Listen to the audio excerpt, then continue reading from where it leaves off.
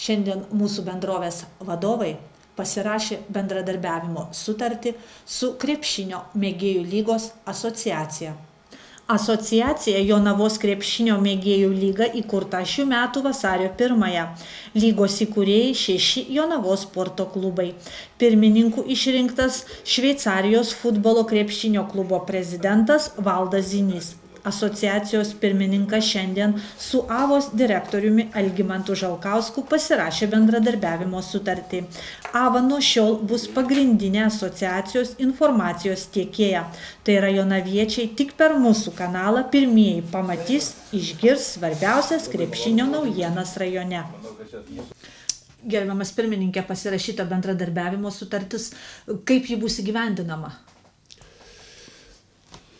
Bendrom jėgom pasirašym, reiškiasi, mūsų pasirašymas nesibaigė tuo, reiškiasi, o tik prasideda kontaktų nutraukimas, o tik tai prasidėjo mūsų darbų pradžia. Darbai pas mus dideli, kiek teko jums girdėti turbūt. Ar gali jonaviečiai tikėtis, kad būtent sportinis gyvenimas televizijoje bus žymiai aktyvesnis ir tų varžybų jūs galit pažadėti tikrai daug ir įdomių? Taip, ir tikrai esam numatę žymiai daugiau tų varžybų ir nuo mažiausių iki pačių didžiausių apims visas amžiaus grupės. Ir reiškiasi, būtų labai malonu, kad viskas būtų nušviesta, matytųsi televizijoje ir žiniasklaidoj visos šitos. Ir tai padėtų pritraukti daugiau sportuojančių, būtų tam tikra reklama. Aš dar papildyti norėčiau, pirmininką mūsų pagal preliminarų planą yra rungtynių varžybų, tai metam yra numatyta virš 300 varžybų. Vykdoma mūsų asociacijos skirtingo amžiaus grupėse. Tai jeigu taip išdėlioti, tai praktiškai išėmus atostogų ar tokio ramesnius periodų šventės, tai vos ne į dienas po vienas varžybas. Tai informacijos, man atrodo, irgi analogiškai turėtų būti pakankama, nes ir varžybų kiekis yra tikrai nemažas numatytas. Sakykit, praėjusį penktadienį lyg ir užsibaigė rajono čempionatas. Ir visi tikėjosi tikriausiai, kad naujas sezonas prasidės kaip įprasta rudenį. Tačiau jau aš išgirdau iš jūsų, kad jis yra tęsiamas. Tai mes pabaigę tą čempionatą jau, kadangi ruošiamės kitam čempionatui ir sukvietėm visus klubų vadovus papasakoti apie tą rengiamą mūsų naują čempionatą. Ir to susirinkimas metu išėjo tokia kalba, kad šiemet baigėsi anksti tas čempionatas ir būtų dar neblogai pratęsti tą čempionatą. Ir visi vienbalsiai šitą norėjo, tai mes labai greit persiorientavom ir sugalvojom tokią savo taurę įsteigti šitos asociacijos ir pravest čempionatą. Net panoro dalyvauti 16 komandų. Tai labai daug.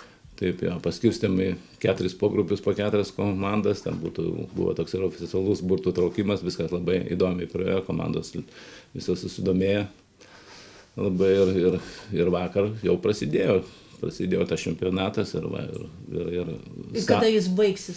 Startavo vakar, o kiek ir laiko truks? Kažkur tai apie pusantro mėnesio, kažkur gegužės vidury turėtų baigtis, taip kad dar pusantro mėnesio turės jaunimas ką veikti, pasportuoti, kol sušils. Taip kad, ja. Pirmininkė, sakykit, jeigu dar yra mėgėjų, kurie nespėjo įstoti į jūsų asociaciją, ar jie dar nepavėlavo į tą važiuojantį traukinį?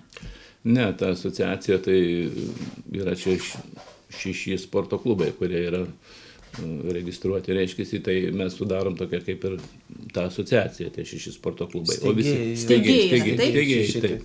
O visi mėgėjai krepšininkai tai tikrai atras savo vietą kitais metais bet kurioje lygoje, nes bus lygos pagal visokį pajėgumą ir nuo mažiausių vaikų mes stengsime, svarbiausia, kad tą populiarinti krepšinį, kad vaikus pritraukia, tiem žiūrėdami jūsų laidas matytų, kad kažkas vyksta, kad ten įdomu, kad eitų į sales ir patys pradėtų sportuoti ir Tai va.